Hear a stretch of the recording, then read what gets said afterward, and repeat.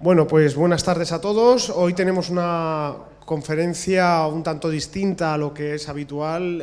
Hasta ahora todos los ciclos de conferencias que hemos ido teniendo estos cursos pasados pues eran básicamente física, versaban sobre física y aspectos muy relacionados con el grado de física espacial e instrumentación espacial. Pero hoy tenemos una conferencia algo diferente, una conferencia de algo que realmente muchas veces no se tiene en consideración y tiene una relevancia, sobre todo no solo en el ámbito de institutos, sino también en el ámbito de la universidad, que es la didáctica, en nuestro caso lógicamente relacionado con las ciencias y en particular con la física. Y la verdad es que quiero agradecer a Germán el que se haya animado a organizar y prepararse y organizar esta charla para que nos dé una visión un poco de las técnicas y bueno, también un poco aspectos relacionados estrechamente con esa didáctica y seguro que errores que deberíamos corregir en algunas ocasiones. Pues sin más, muchas gracias Germán, y cuando quieras. Muchas gracias Miguel Ángel por la presentación, por organizar esto para los estudiantes del grado de Física e Instrumentación Espacial. Y bueno, pues yo encantado de estar aquí y muchas gracias especialmente a los estudiantes que habéis venido, que es oro puro, ¿no? Los que estáis por aquí. Y bueno, mis compañeros también del departamento, para interesarse por este ámbito de la didáctica. Nosotros somos un pequeño grupúsculo allí dentro de Física, somos 3 profesores de este área y trabajamos un poco en el ámbito de la didáctica de las ciencias, que he titulado así: la didáctica de las ciencias existe, porque la mayoría no sabe ni que existe esto, pero esto efectivamente existe. Y enfocado a los estudiantes, pues la titulé así un poco, ¿no? Descúbrela y abre una salida laboral y de investigación de futuro, por lo que vengo a decir. Esto también es una salida posible laboral para vosotros, seguramente seréis conscientes de que ser docente es una salida laboral típica, pero también es una salida de investigación, y entonces eso también os voy a contar un poquito. Bueno, aunque yo me dedico ahora a la didáctica, le quería dejar claro que soy uno de los vuestros, de toda la vida. Yo soy físico teórico, además, y hice la tesis doctoral en astropartículas, una rama de la física que está entre la astrofísica y la física de partículas, y he estado 15 años investigando en ese campo. Pero bueno, ya desde hace 7 u 8 años siempre me había traído, la verdad, un poco más el ámbito estricto de la educación, y cambié un poco tanto mi docencia como mi perfil investigador hacia esto de la didáctica de las ciencias. En concreto tengo un grupo de investigación que trabajamos en esto del STEAM, que es como trabajar de manera integrada no solo la didáctica de las ciencias, que es como más mi campo, pero con otra gente de didáctica de las matemáticas, didáctica de las artes, de la ingeniería, etcétera, etcétera, ¿no? Entonces, bueno, he pegado ahí un cambio y bueno, ese cambio también me permite tener una visión un poco más global de 2 ámbitos de conocimiento tan diferentes como estos, ¿no? Bueno, primero, la charla, el primer bloque, lo que pretende es explicaros un poco qué es esto, porque seguramente pues, no sabéis muy bien qué es esto de la didáctica de las ciencias experimentales, solo un poco a qué se dedica, ¿no? Bueno, podríamos decir, esta sería una definición típica, ¿no? Dice, la didáctica de las ciencias experimentales es una disciplina científica. Sí, es científica, no penséis que las ciencias son solo las ciencias puras, las ciencias sociales como la educación y en concreto la didáctica de las ciencias experimentales es una disciplina científica, algunos hace así, ya podemos discutir más, que se enfoca ¿a qué? Pues a la enseñanza y el aprendizaje, son las 2 patas fundamentales de cualquier didáctica, enseñanza y aprendizaje, en nuestro caso de las ciencias naturales, que son física, química, biología, geología, áreas relacionadas, medio ambiente, nutrición, hay cosas por ahí, bueno, que son de lo otro, pero relacionadas, a nosotros nos interesa sobre todo esta, claro, a través de la transposición didáctica de los contenidos científicos de las ciencias experimentales a la educación y la divulgación. Transposición lo que significa es que lo que hay que hacer es un esfuerzo para que el conocimiento científico que tenemos los científicos se pueda explicar a un nivel diferente, al nivel de educación infantil, primaria, secundaria, bachillerato o universidad, porque lo que os explican a vosotros en el grado tampoco es lo que sabe el científico todavía aquí arriba, todavía estáis en formación, ¿no? Entonces siempre hay que hacer una transposición didáctica adecuada al nivel que uno pretende lograr. Y como veis, tanto la educación como la divulgación, que también es un campo que está en crecimiento, ¿no? La didáctica de las ciencias es un área de conocimiento independiente, porque antes estaba como más mezclada con la pedagogía, etcétera, relativamente nueva. Pongo ahí, me pueden corregir aquí algún gran sabio de este área que tenemos, que más o menos vino a nacer en los años 70 en Estados Unidos, o sea que tiene como unos 50 años, es una disciplina independiente relativamente nueva. Y en España lleva unos 35 o 40 años, de hecho los grandes iniciadores de este área pues se han jubilado no hace mucho o se están jubilando ahora, no es un área tan antigua, ¿no? Pero sí quiero destacar que es un área de enorme potencial, entre todas las didácticas es una de las que tiene más fuerza. Esa es la didáctica de otras áreas, ¿no? Matemáticas, historia, lengua, geografía, todas tienen sus didácticas, ¿no? La didáctica de las ciencias realmente es una de las de mayor empuje Y también quiero deciros que a nivel nacional, a nivel de España, somos un país referente en la didáctica de las ciencias, con grupos muy reconocidos, la Asociación Española de Profesores Investigadores de Didáctica de las Ciencias Ápices, donde ahí estamos más reunidos, y realmente es una comunidad donde se trabaja muy bien, muy a gusto y con gente realmente muy buena y con mucha proyección, ¿no? O sea que bueno, llevamos poco, me uno a ello ya, llevamos poco, pero de verdad es una comunidad que da gusto, ¿no? Y bueno, ¿qué es esto de la didáctica de las ciencias, aparte de esa definición? ¿Qué estudia realmente la didáctica de las ciencias experimentales?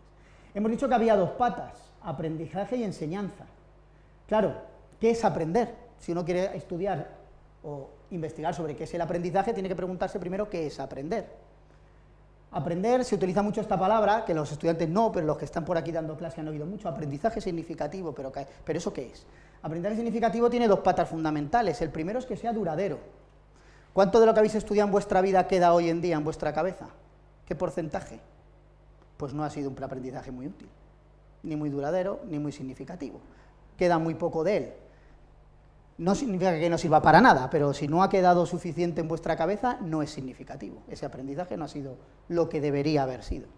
Y la segunda es que sea transferible, que lo que aprendas lo puedas aplicar a otros contextos. Ahí es donde uno de verdad demuestra que ha aprendido. Si solo reproduce mecánicamente lo mismo que ha hecho en clase, eso no es un auténtico aprendizaje, eso es reproducir mecánicamente lo que ya has hecho.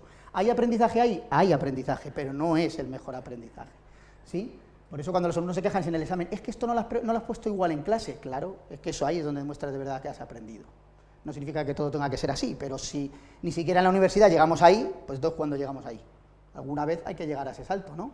A demostrar que eres capaz de lo que ha aprendido, aplicarlo a nuevos contextos. Bueno, pues esto del aprendizaje, una vez que sabe uno lo que es, tiene que preguntarse, ¿y cómo se aprende? ¿Qué dificultades hay? Porque aprender en el fondo lo que insiste, que es un poco lo que ilustra esto, es que uno puede aprender cosas de forma aislada, pero solo cuando las va conectando con las ideas previas que tiene, con los esquemas mentales que tiene previamente. Es cuando empieza a dar sentido a lo que está aprendiendo, y cuantas más conexiones hagas entre las cosas que sabes, es cuando de verdad más aprendes, y eso se consigue gracias a aplicar realmente el conocimiento, ¿sí? Entonces, este es un poco a lo que queremos llegar, ¿no? Pero claro, aquí hay obstáculos, hay dificultades, y eso es lo que estudia esta parte del aprendizaje, qué obstáculos y qué dificultades hay para lograr este proceso, ¿no? Y luego está la otra pata, que es la de la enseñanza. Nos tendríamos que preguntar primero qué es enseñar, igual que antes qué es aprender. Enseñar no es calificar, enseñar no es soltar la chapa y transmitir conocimiento. Enseñar es ayudar al estudiante a aprender, ayudar a aprender. ¿Cómo se enseña? Por tanto, ¿cómo se ayuda a aprender al estudiante? Eso es lo que tenemos que buscar desde las didácticas, ¿no? ¿Cómo es la mejor manera de ayudar al estudiante a aprender? Aquí tienes esta frase muy famosa, ¿no? El aprendizaje es el resultado de lo que el alumno hace y piensa. Y el profesor lo que promueve es el aprendizaje influyendo en lo que el alumno hace y piensa. Entonces eso es un poco hacia donde nos tenemos que enfocar. Bueno, tras esta primera definición y estas dos ideas así como muy iniciales, me voy a centrar ahora ya en específicamente la didáctica de las ciencias experimentales.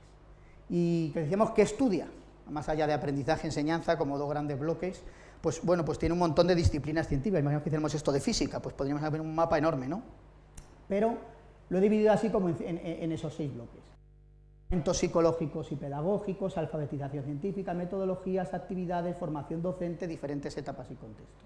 Algunas cositas sobre cada uno de estos. Fijaros, cuando uno investiga en didáctica de las ciencias experimentales, cuando uno quiere enseñar y conocer cómo se aprende, inevitablemente tiene que aprender un poquito sobre psicología cognitiva, es decir, cómo se aprende, ¿sí?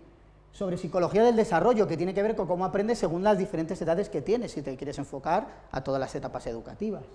Un poquito de pedagogía, claro, que es la ciencia general de cómo se enseña y aprende, no aplicada a didáctica de la ciencia, sino a cualquier otra, ¿no? Después hay que aplicar cosas sobre, aprender sobre teoría cognitiva, que es la memoria, qué partes tiene, cómo funciona, cómo se reorganiza la memoria, que eso influye en cómo se aprende, cómo se transfiere lo aprendido. Todo esto conecta con dos cosas muy importantes que se han estudiado muchísimo en didáctica de las ciencias en sus primeras 3 décadas de vida, que es la importancia de las ideas previas, los errores conceptuales que llevamos aquí metidos en la cabeza que dificultan nuestro aprendizaje enormemente, y hay que conocerlos y abordarlos. ¿Para qué? Para lograr el cambio conceptual. Estas dos ideas han sido clave en la didáctica de las ciencias experimentales y lo son todavía, ¿no? Luego hay factores socioafectivos que influyen muchísimo en todo esto. Las actitudes del alumnado hacia lo que aprende, su motivación, si se siente eficaz o no hacia lo que aprende, sus propias expectativas, cuando el alumno no le interesa la física, pues ya pues tú haces, ¿no? Las expectativas de lo que tiene, tus propias, si tú te crees capaz o no de aprender lo que te enseñan, si tienes una mentalidad de superación o lo contrario, Los estereotipos influyen mucho también, las emociones, que es un campo que se está estudiando mucho ahora, cómo influyen las emociones en el aprendizaje, en didáctica de las ciencias, cómo influye tu entorno, tu nivel económico, tu familia, tus amigos, todo eso influye también en el aprendizaje. Y luego otro factor clave dentro de lo que he englobado aquí es lo de la autorregulación, especialmente la metacognición, hasta qué punto uno sabe que está aprendiendo, cómo aprende, qué dificultades tiene. Está demostrado que tener un buen nivel metacognitivo es el principal predictor de éxito en vuestra carrera académica. No ser el más listo, ni el más CI, ni estudiar más, no, lo principal es que tengas una gran capacidad de autorregulación, ese es el mayor predictor de éxito. Hacer actividades, metodologías que fomenten esto, es lograr que tu alumno aprenda, o mejor todavía, que tenga interés por aprender en adelante. Bueno, pues todos esos son factores que uno, digamos, podríamos englobar aquí y que muchos de ellos han sido muy importantes en las primeras décadas en la investigación dentro de didáctica de las ciencias. Luego, una segunda pata importante es la que he puesto aquí, alfabetización científica. Al final lo que buscamos en la DCE, voy a resumir ya, didáctica de ciencias experimentales, DCE es, digamos, que los que aprenden adquieran un buen nivel de alfabetización científica, pensar en primaria, secundaria, universidad incluso, y eso al menos tiene tres patas, o yo lo he puesto así como en tres patas fundamentales. La primera, comprender las teorías y leyes científicas, estaremos de acuerdo. La segunda, desarrollar habilidades de investigación. Voy a hablar mucho más de esto, va a ser el eje principal luego de la charla todo más adelante, ¿sí? Y el tercero, aprender lo que en didáctica llamamos que es la naturaleza de la ciencia, que esto sería filosofía, historia y sociología de la ciencia. Decimos que una persona que adquiriera un conocimiento sólido en estas tres patas tendría un alto nivel de alfabetización científica. Si pensáis en vuestra formación como estudiantes, desde primaria, secundaria, incluso ahora en la universidad, pues se ha hecho un gran esfuerzo en este primer aspecto, seguro.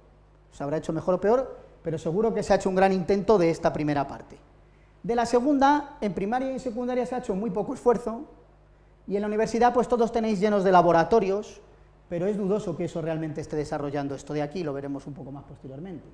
Y sobre este tercer aspecto, pues prácticamente no habréis abordado nada nunca en vuestra formación científica. Prácticamente nunca habéis tratado sobre qué es la ciencia realmente, cómo funciona el conocimiento científico, cómo se construye, cuándo cambia, por qué, filosofía, historia, la sociología, cómo se crea ese conocimiento en la sociedad, etcétera, etcétera, ¿no? Y fijaros, este aspecto que nunca hemos tratado es en fondo seguramente el más importante, por lo menos yo opino así, y mucha gente. El 70% de la población o de estudiantes de secundaria no van a hacer físicas, ni químicas, ni biología, ni matemáticas. El 70 o el 80% de la población no tanto estos dos primeros aspectos. No digo que no sean importantes saber algo de ellos, pero no son los más importantes. Saberse la ley, pues a la gente que va por la calle pues no le va a cambiar la vida. Ni la ley de Gauss, mucho menos. ¿Sí? Resolver planos inclinados es un rollazo y no le sirve de nada.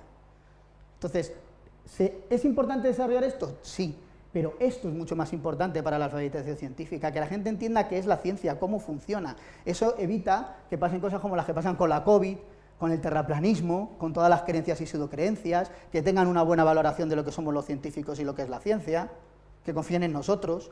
Todo eso en realidad es una pata muy importante de la alfabetización científica, desde el punto de vista hasta más que la anterior. Pero bueno, eso ya podemos discutirlo también, ¿no? Después estaría la parte de metodologías. Claro, cuando uno quiere desarrollar algo en el aula, siempre tiene que pensar cómo lo va a hacer. Hay muchas metodologías, pero desde hace ya 20 o 30 años, la didáctica de las ciencias tiene claro cuál es la mejor manera de enseñar ciencias. Y hay tres prácticas que se llaman así, clave: indagación, modelización y argumentación. Y esto es un consenso mundial. Y seguramente no habéis hecho ninguna de las tres nunca, en ningún nivel educativo. Y hay un consenso mundial desde hace 30 años, pero da igual.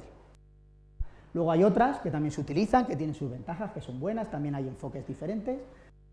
Todo esto, digamos, lo engloba un poquito ahí. Después, claro, una vez que uno tiene el marco conceptual de la metodología a usar, tiene que diseñar actividades en particular. Y diseñar buenas actividades es muy difícil, ¿sí?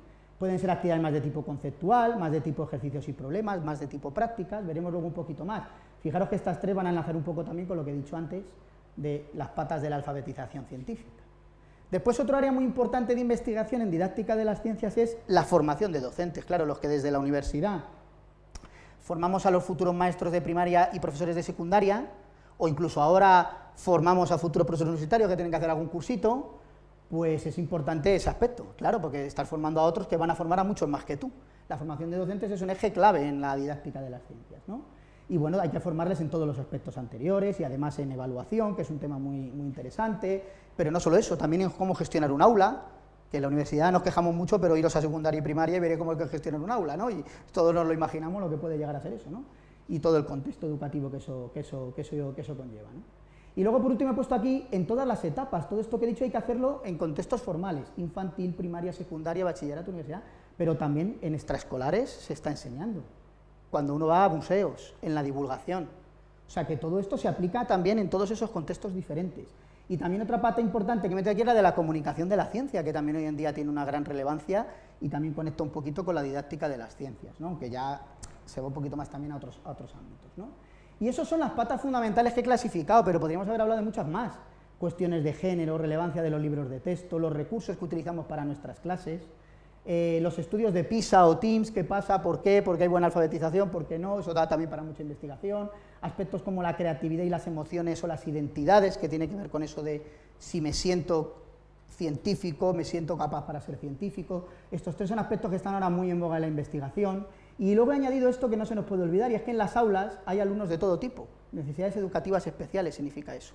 Y alumnados de altas capacidades. Hoy es raro que en un aula de primaria no haya mínimo un 20% mínimo de alumnos que son de necesidades especiales.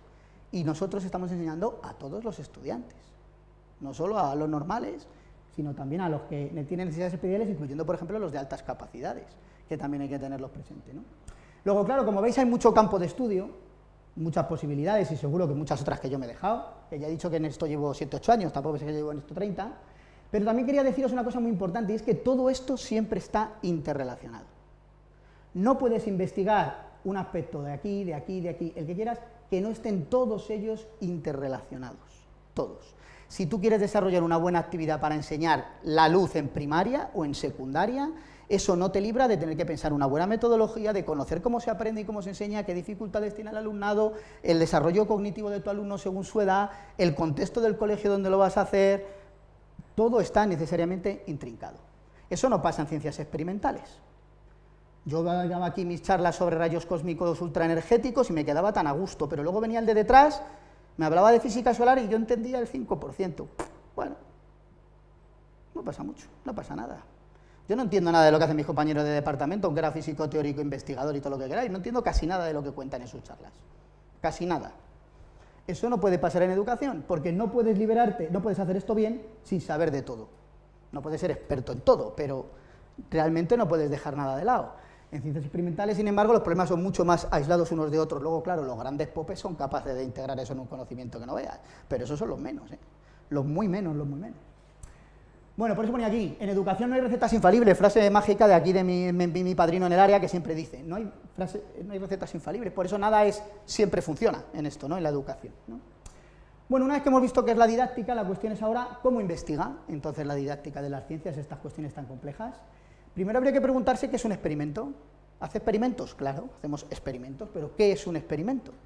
Lo habéis hecho muchas veces, pero seguramente nunca habéis pensado qué es un experimento, porque nunca habéis pensado qué es ciencia, ni cómo se hace, solo lo hacéis, sin pensarlo, ¿no? ¿Qué es un experimento? Es un proceso planificado de investigar en el que una variable, que es la que uno modifica, llamada experimental, independiente, uno la manipula o la controla para ver qué efectos produce en otra variable, llamada dependiente, manteniendo otras bajo control, ¿sí? Claro, esto ya nos lo enseñó Galileo, que fue el primero que empezó a hacer esto un poco más sistemáticamente, ¿no? Él quería conseguir medir tiempos de alguna manera y para eso estudió un péndulo. Y él sabía, y él se estudió, ¿no? Dice, voy a ver cómo cambia el tiempo de oscilación del péndulo con la longitud. ¿Ves? Cambio una variable, longitud del péndulo, y veo cómo afecta a otra, periodo. Y otras las mantengo bajo control, no cambio la masa, por ejemplo, de la bolita. O no lo pongo inclinado, o no lo hago hoy aquí mañana en una montaña o donde hay viento. Mantengo variables bajo control y veo cómo afecta una longitud a otra, periodo, con todo bien controladito. Y descubro, anda, más longitud, más periodo, maravilloso, ¿sí? Luego digo, ¿y la masa? Y veo que no, bien. Entonces voy probando variables y viendo cómo afectan unas a otras, ¿no? Galileo también hizo estos famosos experimentos de rodar bolas por planos inclinados, donde dedujo su ley de inercia. ¿Y qué hacía? Como sabía que el rozamiento era un problema, ¿cómo controlaba el rozamiento? Pues venga a frotar las bolas, venga a frotar los planos inclinados, para que el rozamiento fuera lo menor posible, ¿no? controlar variables para medir cómo una variable afecta a otra, experimentos controlados, causa-efecto, ¿no? Así trabajamos normalmente en ciencias experimentales. ¿Esto se puede hacer en educación? No. En educación yo no puedo ir mañana y decir, voy a ver qué tal me funciona esta actividad tan guay que he diseñado, ya. ¿Y qué años tienen los chavales? ¿Y vienen del patio o vienen de su casa? Porque eso influye en que la actividad vaya bien o vaya mal. La actividad yo la he diseñado, pero la da el profe Pepito. ¿Explica igual Pepito que Pepita? ¿Son igual de buenos todos los profesores en todo? No. ¿Es igual ese niño que aquel? No. Ese niño tiene necesidades y el otro no. Ese da altas capacidades, ese tiene un nivel socioeconómico que no veas y en su casa le ayudan. Todo eso influye en el aprendizaje, ¿sí? Entonces, en educación no hay control de variables tan sencillo, es muchísimo más complejo. Las variables están todas interrelacionadas, es mucho más difícil hacer estos estudios, siempre es mucho más complejo. Todo esto tiene que ver en el fondo con una discusión muy importante, ¿no?, en filosofía de la ciencia, que es esto de los paradigmas. En ciencias experimentales trabajamos desde el paradigma, aquí me falta una ahí, ahora me doy cuenta, positivismo, el paradigma positivista, ¿sí? Y mientras que, sin embargo, en las ciencias sociales se trabaja más habitualmente en un paradigma que es diferente, que es el del paradigma interpretativo, ¿de acuerdo? Y son completamente diferentes, fijaros, desde el punto de vista ontológico, en ciencias creemos que existe una realidad independiente de nosotros, ¿no? El mundo está ahí, el universo está ahí, y lo que nosotros tenemos que hacer es intentar comprenderlo cada vez lo mejor posible. La realidad es independiente del observador. Sí, luego la mecánica cuántica pone esto en duda, efectivamente. Por eso la mecánica cuántica es la más cercana e interesante para los filósofos, ¿no? Pero siempre trabajamos en general así, asumimos que la realidad existe y nos intentamos acercar a comprenderla, ¿no? En el interpretativismo pues no. En educación o en cualquier ámbito de las ciencias sociales, la realidad no existe independientemente de nosotros. La realidad la construimos los propios individuos. Entonces, la realidad de nuestro estudio es socialmente construida o culturalmente construida, y es muy diferente enseñar aquí que en Pakistán, que en Bolivia o que en Japón. No tiene nada que ver, no tiene nada que ver.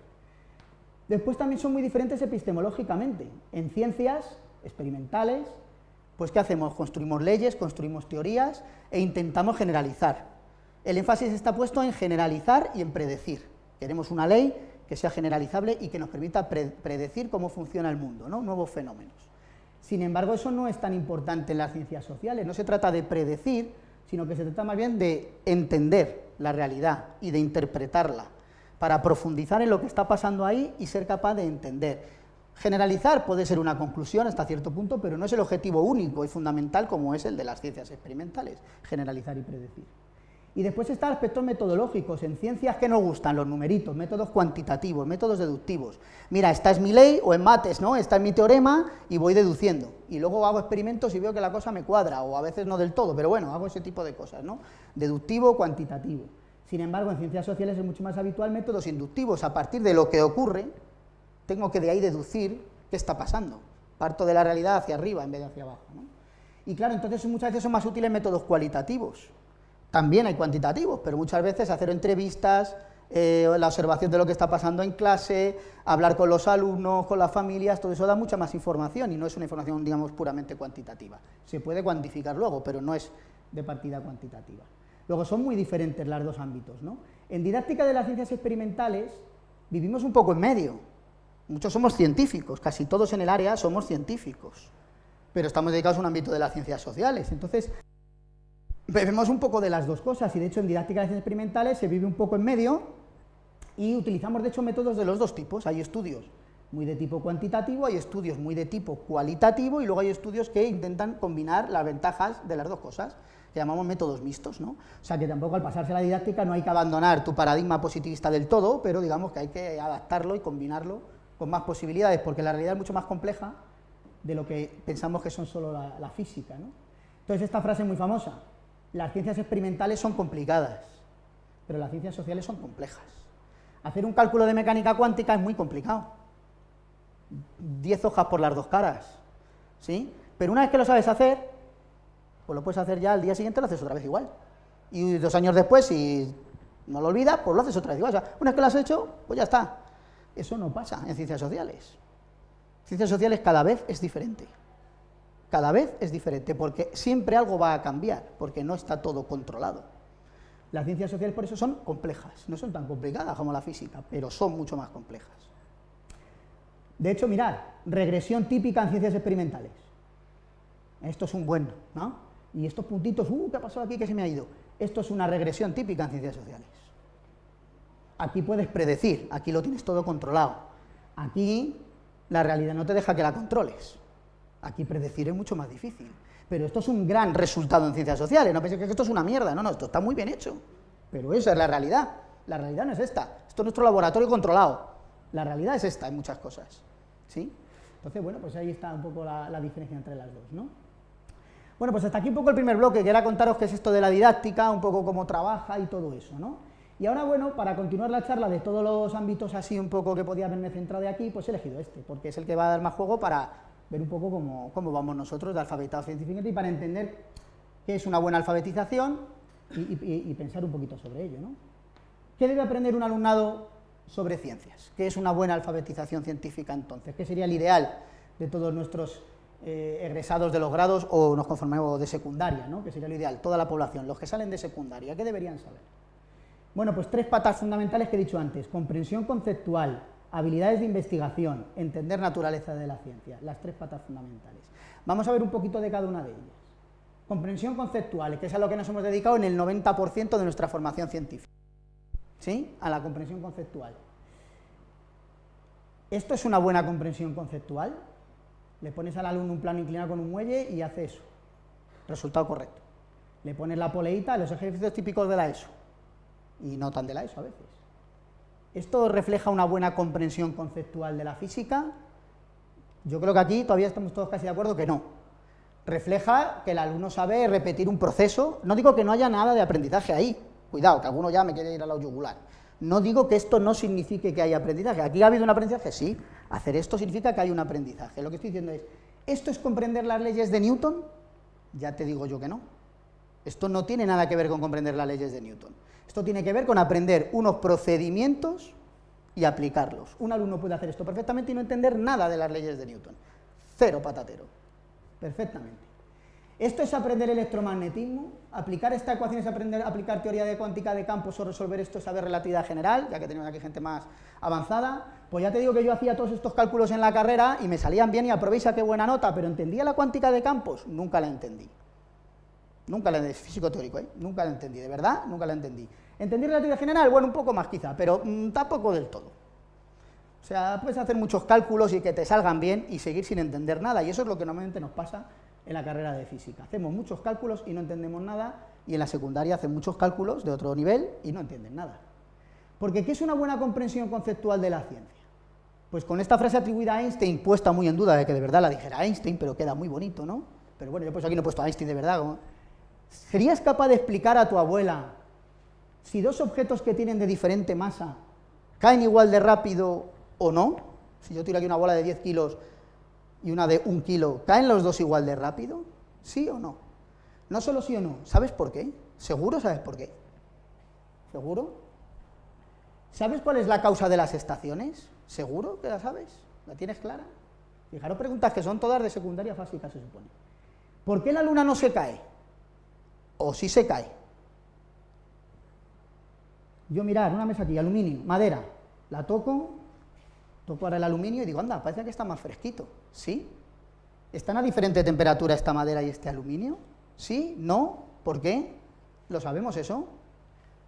¿Es mejor ponerle abrigo al muñeco de nieve para que no se derrita? ¿No? ¿Construyes un muñeco de nieve después de la Filomena? ¿Le ponemos un abrigo o no se lo ponemos? Pues yo tengo un vecino que decía, vamos a poner un abrigo para que dure. Yo te decía, que no, que le va a dar calor. ¿Se lo ponemos o no se lo ponemos? ¿Por qué se echa sal a las carreteras cuando nieva? ¿De verdad lo sabes? ¿Lo tienes claro por qué? ¿Por qué el cielo es azul a mediodía y rojizo al atardecer? ¿Por qué se producen los espejismos? ¿Por qué las ondas de tu móvil o las del microondas no hacen daño? Pero utilizamos ondas para otros fines, hasta para crear bombas por ultrasonidos. ¿Por qué un globo frotado? Cojo un globo, lo froto con mi jersey y lo acerco a la pared y se queda pegado. Ojo, ley de Coulomb, fuerza igual a K por Q entre distancia al cuadrado. ¿El globo está cargado? Sí, lo he frotado. ¿La pared está cargada? La pared es neutra. ¿Por qué entonces se queda pegado el globo? Q por Q, si Q es 0, pues 0. Entonces, ¿por qué se queda pegado? ¿Lo tengo claro? ¿Por qué es eso?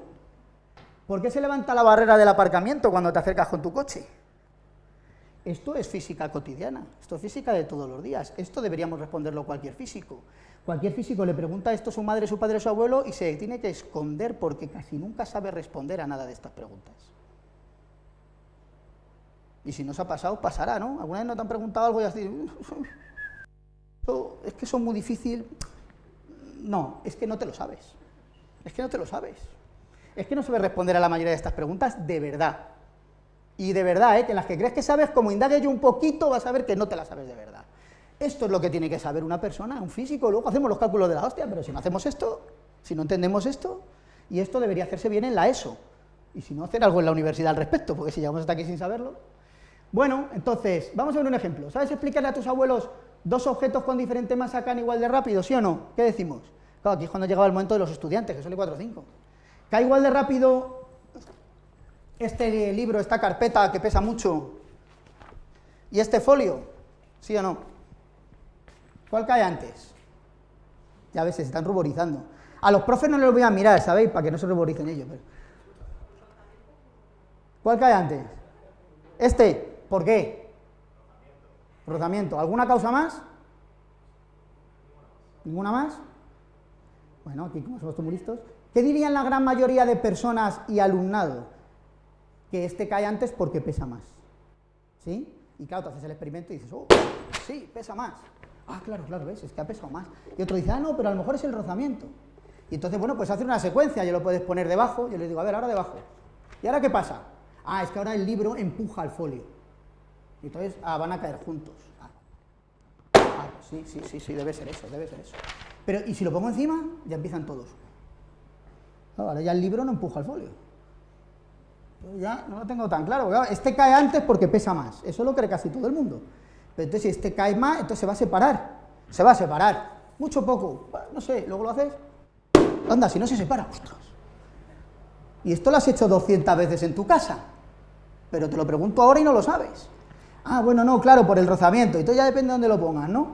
Y luego ya puedes hacer la prueba del millón. Esto se hace todo más despacio para reflexionar con el alumno, ¿no? Si haces así, ¿ha cambiado la masa del folio? No. Y sin embargo, ¿ahora cómo caen? Los dos igual. Esto no es el experimento definitivo, perdonadme, físico, claro que no. Pero de alguna manera es una cosa ilustrativa, ¿no? Y a través de una secuencia tan sencilla como esa, pones en juego esa creencia que tiene todo el mundo y preguntar a cualquiera que tengáis al lado, y a vuestros compañeros de grado de física, algunos van a picar, porque yo esto lo hago en el máster de secundaria, donde vienen grado 2 en física, y fallan, de que los objetos caen a diferente velocidad según su masa, ¿no? Entonces hay que hacer experiencias de este estilo, ¿no? Y esto en el fondo tiene que ver con la ley de inercia. Esa primera ley de Newton tan denostada, que te la dan el primer día como una raya y luego dicen, bueno, esto es consecuencia de la segunda y ya no la vuelves a ver nunca en tu vida en la física. ¿Cuándo habéis utilizado la primera ley de Newton para algo? Nunca. Qué raro, una ley tan importante y no la he usado nunca para nada. Para nada la has usado, porque algo has hecho mal, algo ha pasado. O sea, si fuera tan inútil, no la estaríamos dando. Pero por un lado es importante, pero por otro no la uso nunca, pues no sé, ¿para qué será? Bueno, ahí tenéis la famosa historia esta que seguro que habéis oído, ¿no? Que Galileo se subió a la torre de Pisa y dejó caer dos objetos y comprobó que efectivamente caían igual, ¿no? Historia que los historiadores de la ciencia dicen que es fake, pero mola mucho y sigue apareciendo en los libros, ¿no? Él solo lo pensó, experimentos mentales que no los inventó Einstein, ya Galileo los hacía, ¿no? Aunque dicen que quizá algún discípulo suyo se hizo ese experimento años después, ¿no? En todo caso, aunque hiciera ese experimento, no rebatiría todo tan fácilmente, porque esto no es una cámara de vacío. Este vídeo no lo voy a poner por falta de tiempo, pero lo conoceréis seguramente muchos, ¿no? En la cámara de vacío de la NASA se dejan caer las dos cosas y caen las dos perfectamente igual, ¿no? Ya quisiera Galileo haber tenido una cámara de vacío, entonces sí lo hubiera hecho, ¿no?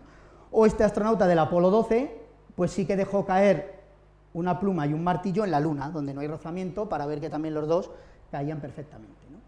Entonces, bueno, podemos hacer estos vídeos, utilizarlos en clase, podemos hacer una experiencia como esta, esto ya haré publicidad después quizá, y cuando uno entiende de verdad esto, y entiende la ley de inercia, pues entiende por qué la masa no influye en la caída de un objeto, por qué la masa no aparece, no importa tampoco cayendo en planos inclinados, por qué la masa no aparece aquí, por qué la masa no aparece en estas ecuaciones, por qué lanzar un objeto en un tiro parabólico, la masa no influye en la altura, el alcance, etcétera, etcétera. Si preguntas esto a los alumnos de bachillerato, que están hartos de hacer estos problemas, la mejor explicación que te dan quizá es que no está m en las ecuaciones.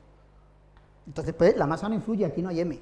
Está bien, pero ¿y por qué no está m ahí? Eso es lo interesante que no se va a responder ningún alumno. ni muchos profesores que les están dando clase, ¿sí? Cuando uno entiende la primera ley de Newton, entiende todas estas situaciones, porque la M no está ahí en ningún lado, ¿sí? Que no he profundizado, ¿eh? Por cierto, aquí una pequeña nota. Tenemos un personaje llamado Domingo de Soto, que estudió aquí en la Universidad de Alcalá, y que ya 10 años antes de que naciera Galileo, o 13, tiene un libro publicado donde introdujo ya la idea de inercia y la idea de que los cuerpos caían con un movimiento acelerado.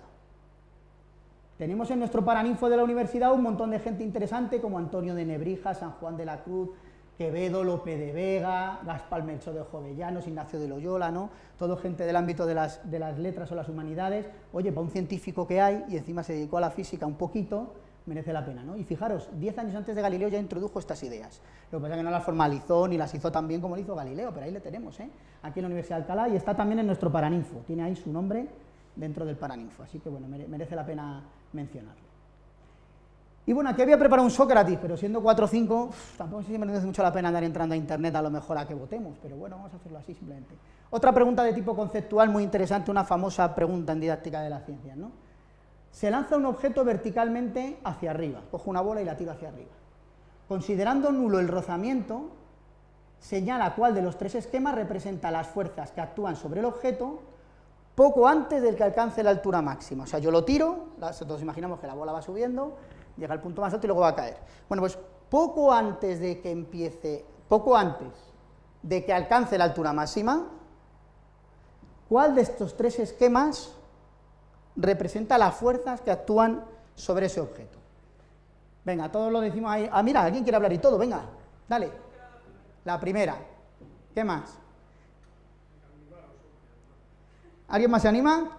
Lo iba a hacer con un Sócrates y votar, pero es que van a entrar 3 alumnos, no te va a tener mucha gracia, va a entrar el Sócrates. ¿Vais a entrar los profes? ¿Os atrevéis a entrar los profes anónimos? Venga, vale, pues las hacemos. Tenéis que entrar ponéis en internet Socrative, esto se me ha colado, Socrative, con V. Le dais a donde pone Student Login, que sale lo primero.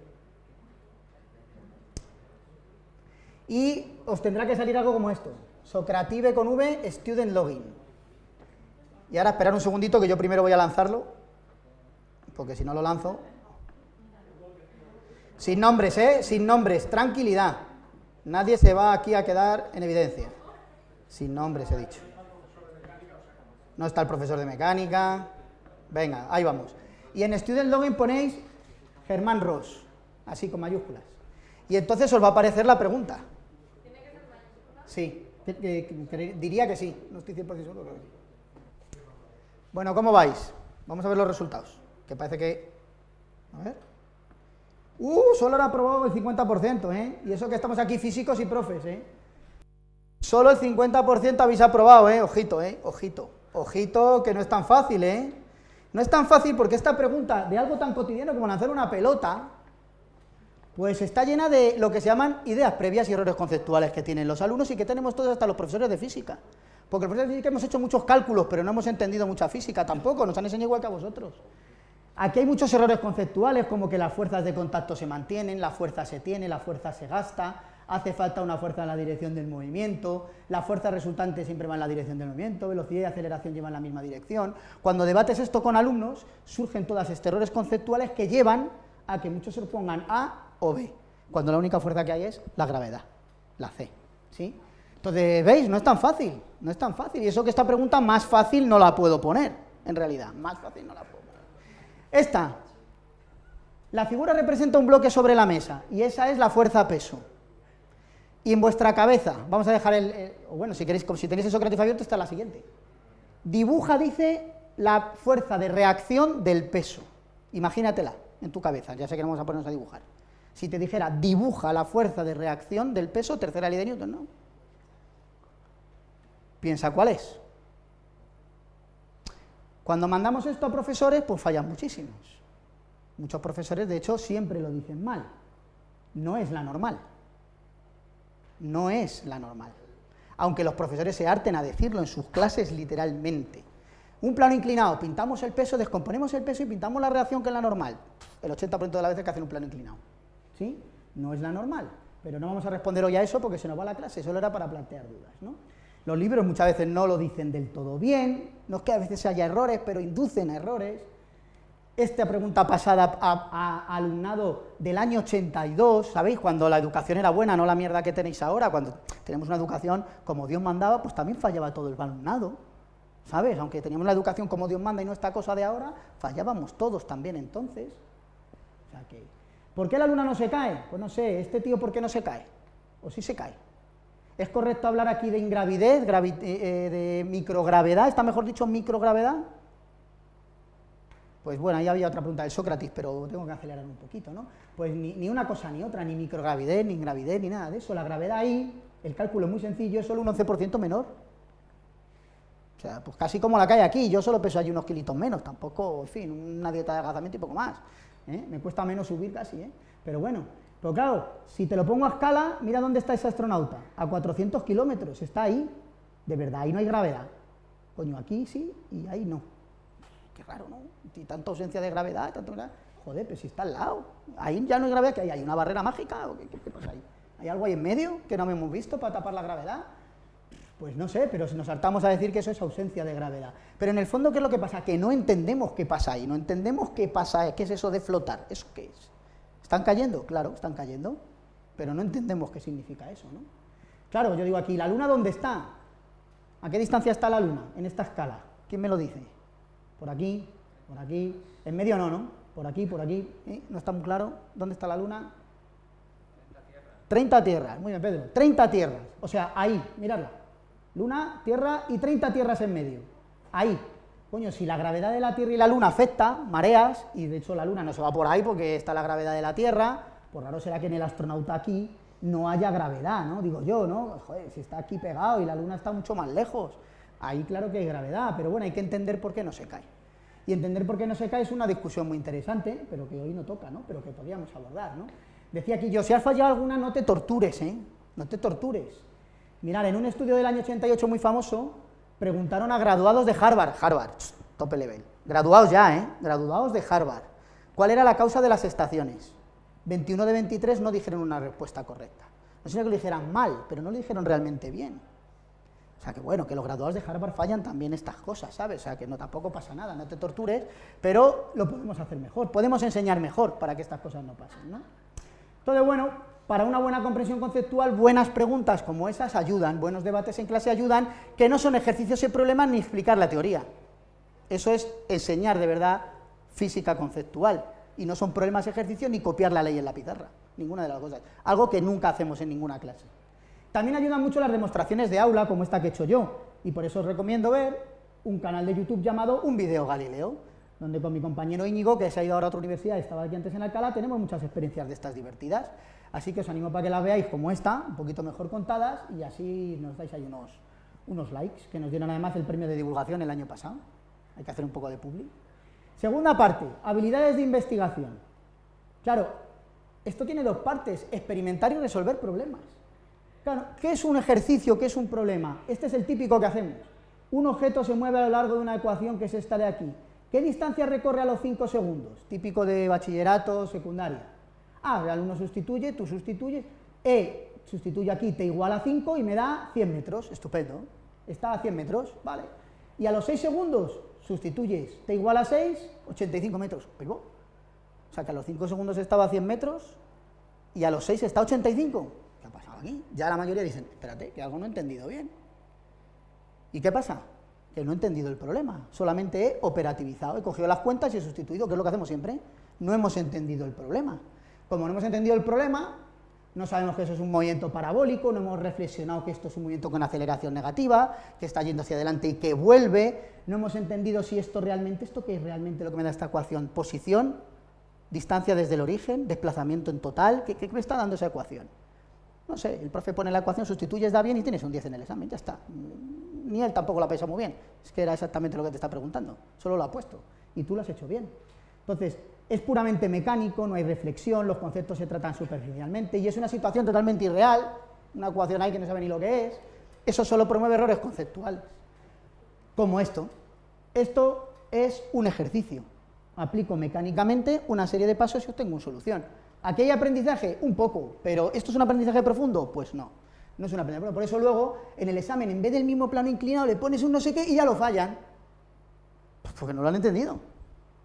Claro, no lo han entendido. Si le cambian lo más mínimo y fallan todo, es porque no lo han entendido. Pero es que tú tampoco has ayudado a que lo entendieran, seguramente. Entonces, bueno, hay muchos estudios que ven que todos los libros de texto pues tienen problemas a la hora de plantear ejercicios y problemas, ¿no? Un problema interesante es algo como esto. Vamos a atravesar la calle y viene un coche. ¿Pasamos o no pasamos?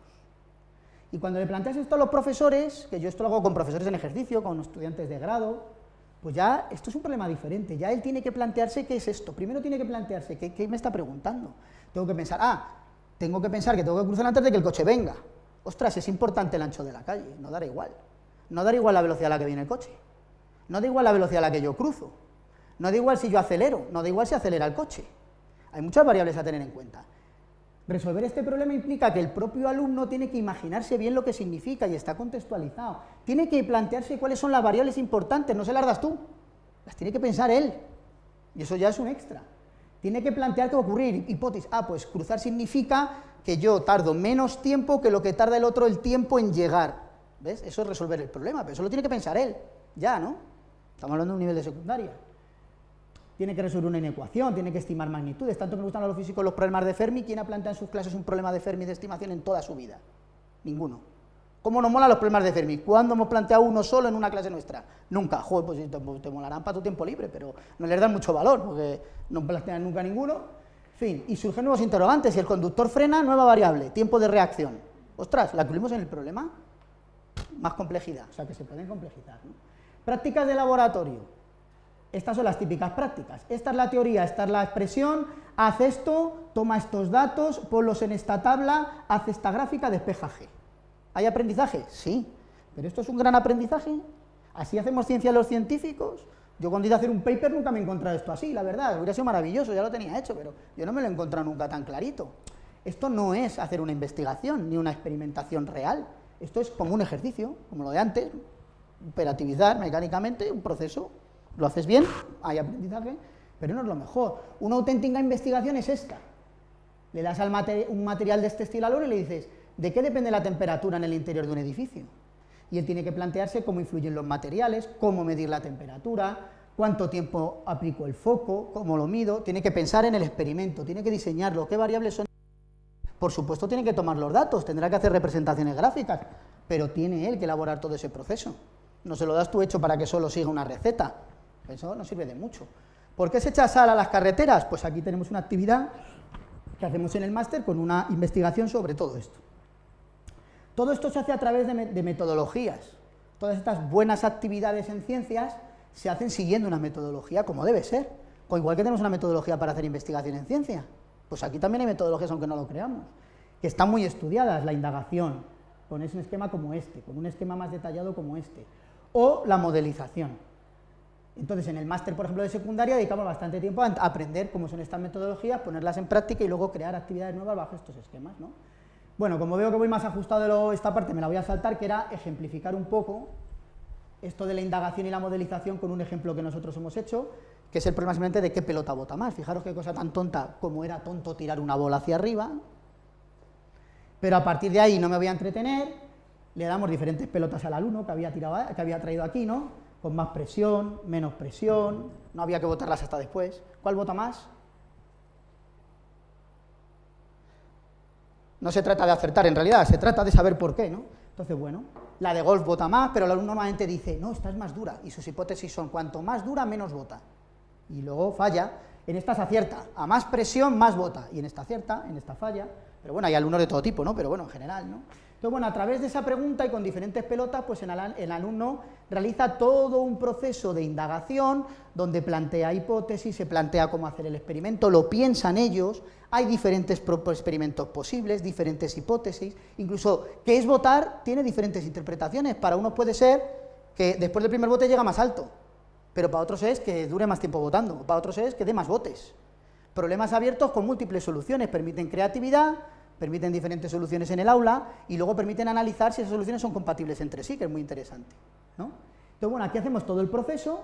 En primaria se puede hacer solo dejando votar y midiendo con cronómetros y cintas métricas, Y en secundaria podemos grabarlo con un software de vídeo, podemos hacer gráficas para analizar los botes de las 3 pelotas, podemos además entender cinemática, representar cómo cambia la velocidad, las aceleraciones. Aquí habría mucho en lo que no podíamos parar a discutir. Si os hubiera dicho cómo es la gráfica de la velocidad, ¿cuántos hubierais pensado que esto era una diente de sierra? Pues eso hubiera sido intentar hacer el ejercicio a ver quién acertaba, ¿no? La aceleración, ¿por qué tiene esos picos? ¿Por qué la aceleración en X no es 0? Bueno, esto habría que detenerse un poco más, pero hay muchas cosas que reflexionar, ¿no? Al hilo de este problema surgen todas las dificultades conceptuales que había aquí, con lo cual abordas todos esos problemas conceptuales que hemos hablado antes, pero relacionados con un problema. Pero hay más, puedes llevártelo a Excel, para la ESO, y graficar la energía cinética, la potencial, la energía mecánica, y analizar el principio de conservación de la energía en un problema real, no una bola cae por un plano inclinado, sube, choca con un muelle. ¿Quién ha visto eso en su vida? ¿Te has visto eso alguna vez en algún lado? Yo no he visto un muelle atado a un plano inclinado en mi vida, en mi vida. Claro, no me resulta muy atractivo, la verdad, un muelle pinchado en un plano inclinado no me motiva, ¿para qué te voy a engañar? Si lo que no sé es cómo dice física, sabiendo ahora lo coñazo que era. Pero oye, no sé, algo de vivir, ¿no? Pero claro, no me extraña que seamos pocos. Si es que esto sí es más atractivo y se aprende la misma mecánica, no, mucho más, mucho más. Se discute el problema de la masa que hemos hablado antes, lo puedes ver aquí, lo puedes discutir. Nivel segundo bachiller a tu universidad, puedes ajustar los datos a una parábola, comparar con el MRUA, obtener la G, coño, no sale 9,8 como en el péndulo. Claro, pues esto es un problema real, no un problema controlado de laboratorio, donde todo, para que salga bien. Y si sale mal suspenso, no, claro, no sale 9,8. Toma, claro, es que la realidad no es tan fácil, ¿ves? 8,8, anda, ¿y por qué? Y si ajusto la parábola del segundo bote, 10, anda, pues esto habrá que pensar por qué. O sea, esto es un experimento real. Puedes estudiar colisiones, puedes elasticidad, ¿por qué bota más la de golf? Porque es más elástica, módulo de Young, etcétera. Presión, que es lo que influye en las otras pelotas, puedes meter el modelo cinético molecular, segundo o tercero de la ESO, para explicar la presión. O sea que a través de un experimento, una cosa como esta, ¿aprendes teorías y leyes científicas? Sí, aplicamos leyes de Newton, conservación de la energía, presión, modelo cinético molecular. Aprendemos habilidades de investigación, plantear hipótesis, diseñar experimentos, tomar y analizar datos, aplicar modelos. Aprendemos ciencia, aprendemos a hacer ciencia, pero además estamos aprendiendo cómo funciona la ciencia, que no es perfecta, que hay que controlar las variables, que los resultados hay que analizarlos críticamente, cómo funciona la ciencia, ese aspecto que decíamos de la naturaleza de la ciencia. Entonces, bueno, pues ya me enfoco hacia el final de la charla. Sí, me enfoco aquí. Último aspecto, habíamos dicho teorías y leyes, experimentos, que al final veis que bien hecho va todo relacionado, y el último era este de naturaleza de la ciencia. He dicho muy breve que esto que implica, esto es sociología, filosofía e historia de la ciencia. Es un metaconocimiento sobre la propia ciencia, una manera de analizar de forma interdisciplinar cómo funciona realmente la ciencia. No me entretengo, tiene muchas patas. Hay que entender no solo ciencia, sino fijaros los valores, las creencias que hay detrás de la construcción del conocimiento científico, los principios éticos, el proceso de construir ciencia, cómo se construye la ciencia.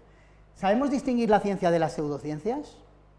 ¿Por qué inyectar un bichito medio muerto es una vacuna, pero inyectar un bichito medio muerto es homeopatía? ¿Dónde está la frontera entre las dos cosas? ¿Por qué una cosa es ciencia y la otra es una patraña? No sé, porque como no sabemos qué es la ciencia siquiera, pues ¿cómo vamos a responder a eso? Ni idea, ¿no? Pues esto se dedica a la filosofía de la ciencia, ¿no? Construir conocimiento, cómo se construye la ciencia, cómo se valida, cuándo cambia un paradigma a otro, porque sí, muchas leyes de Newton, pero Einstein vino y dijo, no, si las fuerzas de la fuerzas no existen, la relatividad de las fuerzas no existen. O sea, que la fuerza, entonces, ¿qué es la ciencia? Espérate, si las fuerzas no existen, ya, es que la ciencia es un modelo, no la realidad, y mañana un modelo se... O sea, que eso de que existen las fuerzas, no, es un decir, es un decir. Solamente una frase sobre naturaleza de la ciencia, os han engañado, ¿eh? A los científicos se nos llena la boca en todas las charlas que veo, el método científico, así parece que lo hacemos todo muy bien. Es que esto es el método científico, el método científico no existe. Como lo explica mejor Quantum Fracture que yo, que a todos nos gusta más, pues os dejo este vídeo para que lo veáis, que Quantum Fracture también lo explica muy bien. No existe el método científico, se han engañado a todos. En todo caso existen muchos métodos científicos. Y cada ciencia coge el suyo. Y no solo cada ciencia, cada investigador, según su ratito, a veces coge uno y a veces coge otro. ¿Cuenta? O sea, que eso del método científico, por ejemplo, pues es una cosa de debate. Bueno, termino. Esas son las tres patas fundamentales. Y fijaros, una buena alfabetización científica es fundamental. En la encuesta de la percepción social de la ciencia y la tecnología, 2022, se pregunta a la gente de andar por casa preguntas básicas. ¿Quién gira alrededor de la Tierra o del Sol o al revés? ¿Vivíamos con los dinosaurios? los humanos, los antibióticos curan virus y bacterias o no, comer una fruta modificada genéticamente cambia tus genes, el cambio climático humano. Oye, pues hay un porcentaje nada desdeñable de gente que cosas tan básicas como estas falla. Pero ojo, solo un 15% responde a esas 5 preguntas bien. Y eso, o sea, esto no es la ley de Faraday ni nada, esto claro, no estamos enseñando nada. Si es que no se sabe lo más básico, esto es más básico que esto. Pero oye, la FECID dice, hay un buen nivel de alfabetización científica en nuestra sociedad. Sí, claro, joder. Esto como si te preguntaran, ¿quién escribió el Quijote? ¿España está en Europa o en Asia? 3 preguntas de ese estilo y dijéramos, qué gran conocimiento de las humanidades tenemos en nuestra cultura. Pues una cosa equivalente, ¿no? Una cosa equivalente. Claro, no me extraña luego que cuando pintamos un científico los niños, siempre sean así. Somos todos locos, excéntricos, raros, esa es la visión que tienen de los científicos, ¿no? Claro, cualquiera que te pinta el científico de la tele, el del hormiguero, todos tenemos que ser locos, todos así, ¿no? Y es que, claro, hay un declive en el interés hacia las ciencias, en función de la edad, pero también en el tiempo. Esta era de 2022 y ya iba esto para abajo y sigue yendo para abajo. Claro, no hay interés en ciencias porque tampoco enseñamos bien ciencias, y entonces la gente cree en todo tipo de patrañas, pero esto se combate más aprendiendo sobre naturaleza de la ciencia que aplicando planos inclinados uno detrás de otro. Haciendo planos inclinados y poleas, esto nos ataca. Cero, patatero, cero. Entonces, pues eso es lo que tenemos que luchar, ¿no? Hay mucho negacionismo, pero no me detengo a leeros los datos. Más de 2 millones de españoles utilizan pseudoterapias en su vida, el 20% creen horóscopos, el 30% en números de la suerte, en fenómenos paranormales, etcétera, etcétera. Es lo que digo, esto no es un problema social. La alfabetización científica es un problema social. Y lo tenemos que atacar los educadores, los profesores, ¿no? Bueno, para terminar, si queréis más, los 4 que estáis aquí o 5. Bueno, pues hay un máster de formación de profesorado, ¿sí? Cuando habéis el grado, si queréis ser futuros profesores de educación secundaria, tendríais que hacer este máster, donde Juan Miguel, que está aquí, y yo damos clase, y bueno, para eso estoy aquí también, para promocionar un poco ese máster y que vengáis. Y todo lo que he contado aquí lo haremos mucho más extendido y mucho más interesante. Y luego, además, también se puede investigar en esto. También somos investigadores. Yo dirijo un grupo de investigación que formamos todos estos profesores de muchas áreas diferentes, muchos de la universidad y otros de fuera, es decir, que es una salida laboral como docente o como investigador y profesor universitario en el futuro, si alguno se anima un poco a más largo plazo. Y ya está, eso es todo. Termino aquí con un poco de publicidad, con los 2 grupos, con los 2 canales de YouTube. Este es del grupo de investigación, ahí tenéis lo del video Galileo, y en mi canal personal lo que hay son muchas listas de experimentos por áreas temáticas, ¿no? De física, que también os puede gustar verlos, pero bueno, esos son ya más experimentos de otras personas, no hay recopilados. Y nada más, eso es todo, muchas gracias, el Twitter, el correo, lo que necesitéis.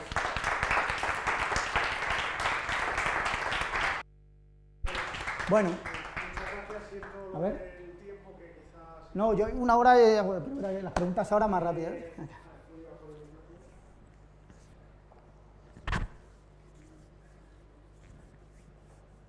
Bueno, pues eso, muchas gracias porque lo que hemos entrevisto, que por la falta de tiempo, pues la verdad es que yo creo que es muy interesante y muy aleccionador a lo mejor para todos. ¿Alguna pregunta queréis?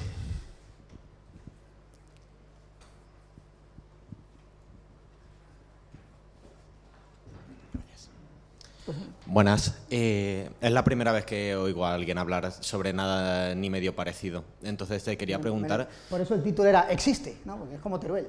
Sí, sí. O sea, ¿en qué momento te hablaron a ti de todo esto? Porque imagino que hasta cierto punto de tu vida también sí. no tendrías... Yo, como digo, yo era físico de pro y los fallos que habéis tenido aquí los tenía yo igual hace 10 años, cuando de verdad empecé a pensar en todo esto que no lo había pensado, ¿no? Entonces, bueno, a ver, mucha gente llega a esta área haciendo el máster de profesorado, hace física, hace química, ¿no? Y luego hace el máster de profesorado pensando ser profesor de secundaria, y si va a un buen máster, no como la gran mayoría muchas veces que hay por ahí, pues entonces descubre que esto de cómo enseñar y aprender ciencias es interesante, y que hay mucha ciencia detrás de eso, y muchas cosas interesantes que descubrir. Entonces, mucha gente lo descubre a través de ese máster. Y luego, de forma más tradicional, bueno, hay gente que ha venido de la psicología, ha venido de otras áreas. Yo lo descubrí porque, por suerte, en esta universidad, para mí, pues la didáctica de las ciencias está dentro de física. Entonces ya había compañeros que trabajaban en esa área cuando yo llegué, como Juan Miguel, que está aquí, y otros que ya se han jubilado. Entonces a mí siempre me interesó, pero bueno, yo tenía que hacer física, que tenía que prosperar en esta vida. Cuando ya he podido cambiar a hacer algo que me gustaba más, pues ya sí que me di el cambio del todo, ¿no? Pero vamos, ese es el camino más habitual, es llegar a través del máster de profesorado, seguramente. Muchas gracias. ¿Alguna pregunta más? Yo tengo... ¿Profe? Lupe siempre viene a la polémica. ¿Hala? A la polémica, seguro. No. No, a mí me ha gustado mucho, esto lo hemos discutido tú y yo ya sabía que nos ibas a dar caña, pero hay algo en lo que no estoy de acuerdo contigo y también lo hemos hablado, y es que cuando tú estudias la ley de Gauss, por ejemplo, no solamente te tiene que servir para tu vida cotidiana, no estás en la universidad para hacer cosas que haces en tu vida cotidiana, sino que además todo lo que estudias aquí y la forma en que lo estudias también construye la forma en que tú piensas, y el pensamiento crítico que desarrollan estos chicos estudiándose la ley de Gauss y el por qué, no lo puedes desarrollar en tu vida diaria si no te haces esas preguntas. Sí, está claro, sí, estoy totalmente de acuerdo contigo. Sí, yo he llegado hasta aquí con esa misma educación, o sea, y, oye, algo pienso que he hecho bien también y que sé, ¿no? Sí, lo que pasa es que no estoy diciendo que de esa manera, que eso sea todo negativo, estoy diciendo que eso que normalmente hacemos es muy mejorable. Y yo creo que a día de una hoy manera muy mejorable no se pierde nada de lo de antes, que tú has mencionado, sino que se pueden ganar muchas más cosas. Pero yo creo que a día de hoy, gracias afortunadamente, muchos de los profesores aquí les preguntan más el por qué que el hacer problema. Está bien. ¿Veis lo del contexto, las dificultades y todo ello? Las dificultades. No, yo tenía una observación también, o sea, claro, pensando en matemáticas, ¿no? Que es a lo que me dedico yo, ¿no? O sea, por una parte estoy bastante de acuerdo en esta idea de indagar en los fundamentos, ¿no? Pero yo también me doy cuenta de que yo creo que para tener una comprensión profunda, como decías tú, yo creo que hay un factor que es que no depende del profesorado, que es el tiempo. O sea, quiero decir, las cosas que estudiamos, pienso en matemáticas, ¿no? Pero seguro que en física es igual, son densas, son sutiles. Entonces necesitas tiempo para que tu cerebro procese todo eso, a veces en segundo plano. O sea, quiero decir, yo no me pregunté por qué menos por menos era más hasta que no tuve, yo qué sé, 26 años. Sí. Claro, o sea, no me lo pregunté. Y, o sea, quiero decir, digo menos por menos más, como dije tantas cosas, ¿no? Sí. ¿Y por qué me lo pregunté? Pues porque tenía que enseñarlo y tal. Y dije, coño, ¿esto por qué será verdad? Y, ¿sabes? O sea, necesité un tiempo de maduración sobre todas esas cosas. Hablo de cosas básicas, por no hablar de cosas más complicadas, ¿no? Y es que el tiempo, es que eso no lo podemos controlar. Entonces, está guay si uno hace una actividad significativa como tú propones y todo esto y tal, todo eso está muy bien, pero si luego los chavales no profundizan en eso pues porque les interesa, porque les importa, porque claro, tampoco llegamos muy lejos. Pero yo creo que hay muchas cosas, estoy de acuerdo contigo, y todos los profesores se van a quejar de eso en todas las etapas educativas, y sobre lo de qué es entender en primaria, ¿no? Y qué es hacer 3/4 entre un medio. ¿Eso qué leches es? ¿Qué significa eso? El número que sale ahí, sabe bien Pedro, ¿qué significa eso? Ya podríamos ponernos aquí a pensarlo, a ver quién sabe qué significa dividir eso. Bueno, sobre cosas conceptuales básicas de matemáticas que no entendemos, ¿no? Y bueno, las hacemos. Pero bueno, sobre lo del tiempo, sería una queja de todo el mundo. La cuestión, el tiempo no lo podemos controlar, ¿no? Tenemos el tiempo que tenemos todos. La cuestión es cómo aprovechamos mejor ese tiempo. Y tú lo has dicho un poco la clave al final. La clave para mí es un poco lo que tú has dicho al final. Si él no le interesa, si él no profundiza, pues entonces, ¿qué hago yo en mi clase? ¿Le doy un montón de contenidos, todos mal, todos sin ninguna gracia, todos sobre los que no puede entender casi nada y entonces no motivo nada? ¿O mejor intento motivar eso que tú dices? Pues motivar eso que tú dices se logra a través de metodologías como esta. ¿Que hacer esto bien implica reducir un poco el currículum? Seguramente. Pero ¿y para qué quiero dar un currículum así de grande si al año siguiente les queda esto? ¿No será mejor dar esto y que quede esto? Porque es que damos temarios enormes y que al año siguiente no queda nada. ¿Cuánto recordamos aquí de lo que estudiaste de historia, de lengua, no sé qué? Estando de acuerdo con que todo eso ayuda a construir tu cabeza, por supuesto. Pero es que todo esto también ayuda a construir tu cabeza igual, a la vez que provoca un aprendizaje más profundo y más duradero, que luego además permite que te motives, si quieres, a estudiar más, que sería lo maravilloso, que uno estudie por gusto, ¿no? No cabe duda, ¿no? No sé si estoy del todo de acuerdo, pero bueno, nada, tampoco. No, del todo no, y seguro que hay matices que yo también me dejo en otra segunda ronda, ¿no? Pero... Cuando hablamos del tiempo, yo hablo, o sea, no del tiempo que tenemos... Ah, tú hablas también del tiempo que hace falta fuera de clase. Sí. Pero fuera de clase... Pero es que creo que en general hacen falta años. O sea, la tragedia del profesor es que siembra, pero en general ve poca cosecha. O Quiero decir, por eso buscamos a los empollones, porque es como una cosecha inmediata que nos permite seguir viviendo, pero en la mayor parte de los casos, no, pero hablo por mí mismo. O sea, mi profesor de secundaria nunca sabrá que a mí aquello me interesó mucho. Nunca lo sabrá. Sí. Bueno, y eso que yo le sacaba buenas notas y tal, ¿no? Pero... Sí, eso es verdad. Eso es también verdad. ¿Más preguntas?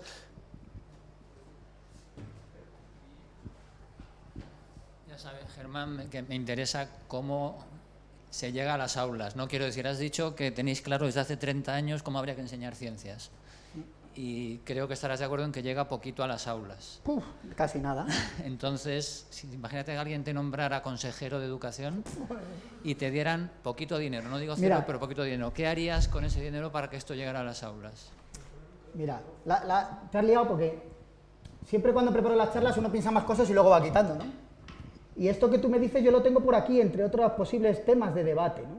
Mira, en el máster yo les hablo de esto, en la asignatura, ¿no? ¿Por qué todo esto que estamos haciendo aquí de la indagación, la movilización, que les digo lo mismo que a ti, que esto lleva 30 años, saben lo que funciona, ellos lo viven, lo experiencian, se dan cuenta de que esto es realmente valioso, y les digo, ¿a qué mola todo esto? Sí, todos vienen entusiasmados. Les digo, dentro de un año voy a tu clase y no estás haciendo ninguna. Yo ya lo sé. Ni tú ni ningún profesor, prácticamente. Hay muchos factores para todo esto, ¿no? ¿De qué factores? ¿Por qué esto no funciona? Pues primero no funciona la formación. Un profesor de secundaria estudia 4 años de física y 1 año para saber cómo enseñar. Muy insuficiente. Muy insuficiente. Le sobra el 50% de la física que sabe, por lo menos, pues tú para enseñar en secundaria y bachillerato, la utilidad que tiene toda la cuántica avanzada, la mecánica cuántica avanzada, la relatividad general, la mecánica, todo eso, no digo te sobra, siempre te aporta, pero que si hay que elegir 4 años de formación, pues te sobra gran parte de eso y lo que te falta es mucha más formación en todo esto que estamos hablando aquí hoy. Y eso no lo suple 1 año. Luego la formación es totalmente deficiente, como tú también compartes, seguro. Después llegas a tu aula y tienes muchos problemas. Alumnos muy diversos, muchos alumnos. Tus compañeros de los departamentos no te ayudan. Tú llegas allí y quieres hacer indagación y modelización, pero el profe que lleva allí 30 años pasa de eso y que no le compliques la vida. Y en la universidad pues lo mismo. La tradición, venimos haciéndolo de siempre, no nos gusta la resistencia al cambio, no hay recursos educativos ni modas, las familias quieren que hagas lo de siempre porque se creen que así se aprende, y si su hijo no hace 150 problemas se creen que no está aprendiendo, no saben que es que así no está aprendiendo nada tampoco. La burocracia no te deja, como nos pasa aquí, el currículo es excesivo, las legislaciones cambian y entonces pues acabamos así, ¿no? Entonces, ¿todo esto lo sabemos? Sí. ¿Lo llevamos a la práctica? No. Por todas estas causas y seguramente muchas más, ¿no? Si yo fuera ministro, ¿qué haría? Esa última parte de la frase es demasiado compleja para decirte. Pues seguramente tiraría todo y volvería a empezar, pero no lo sé, eso da ya para debatir mucho. Habría que buscar una manera de atacar todos estos problemas, claro. En nuestra mano desde la universidad, lo mejor que tenemos es atacar el máster y mejorarlo, atacar el grado y mejorarlo. Los grados, que es donde enseñamos, hasta ahí es donde nosotros podemos atacar. Todo lo demás que pues desde la universidad nos pilla un poco más difícil, ¿no? Hombre, podemos intentar colaborar, podemos intentar participar, pero por lo menos hagamos bien nuestra parte. Y si un día llegamos a ministros, pues ya veremos. Bueno, y voy a hacer la última pregunta, más que nada porque luego aquí hay un acto a las 4, entonces tenemos que ir un poco acabando, pero una cuestión, hechos consumados, quiero decir, alumnos que vienen con la formación en bachillerato, con carencias, que muchas de ellas has descrito. Receta, me imagino que me dirás que no hay. ¿Qué hacemos a nivel de universidad? Recibimos eso, tenemos una programación, sea más o menos sobrecargada, pero es que estos problemas, por ejemplo, conceptuales que planteas, pues ya no es de decir que es algo que puedes hacer apaño sobre el contenido en materia o la materia que tienes que dar, sino que son de raíz, son problemas conceptuales muy de raíz. ¿Qué podemos hacer?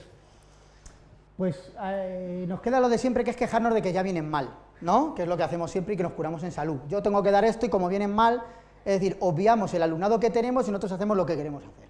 Si eso lo hacías en otros campos de tu vida, te iría horriblemente mal, ¿no? Si piensas en otros campos de tu vida, que me voy a olvidar de lo que el que tengo enfrente piensa y hago lo que me da a mí la gana, pero eso es lo que hacemos en nuestras clases, ¿no? Entonces, pues, ¿qué podemos hacer? Ya vienen con eso. Y el de secundaria se queja del de primaria, y que hay profes de primaria, en primero de primaria, que te dicen, es que estos de infantil, qué mal vienen ya. Y el de infantil va a venir mal ya desde la concepción, porque ya, claro, siempre... Entonces, bueno, pues tenemos que ponerle pie. Tú no puedes pretender que realmente resuelvan el electromagnetismo si no han entendido las cosas, si tienen estos errores básicos que hemos visto ahí. Luego hacen mal los problemas, y le salen cosas que dices, pero ¿cómo? ¿No se da cuenta que? Claro que no.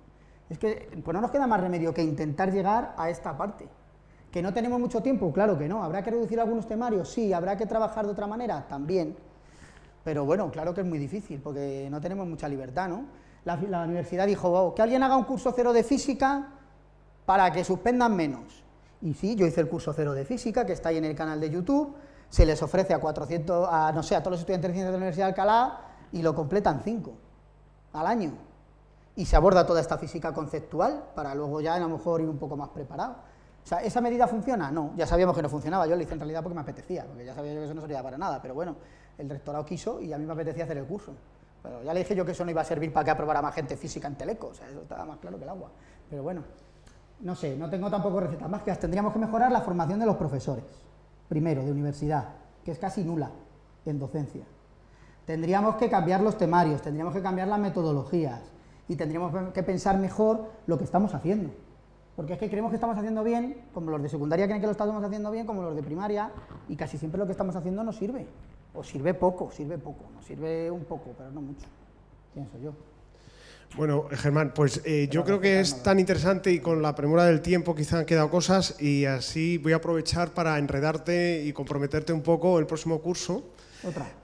Otra, un poco en donde completes o, por supuesto, retomes aquí. O puedo dar una más divertida, a ver si viene más gente. No, bueno, hombre, eso ya... Ciencias, que me quedo con las ganas de hablar más de ciencias. Pues públicamente así te comprometo para que en el próximo ciclo que organice el curso que viene, pues des una charla de este tipo. Y muchísimas gracias por esta charla. Por venir, sobre todo a los estudiantes. Y por supuesto a todos por venir. Venga.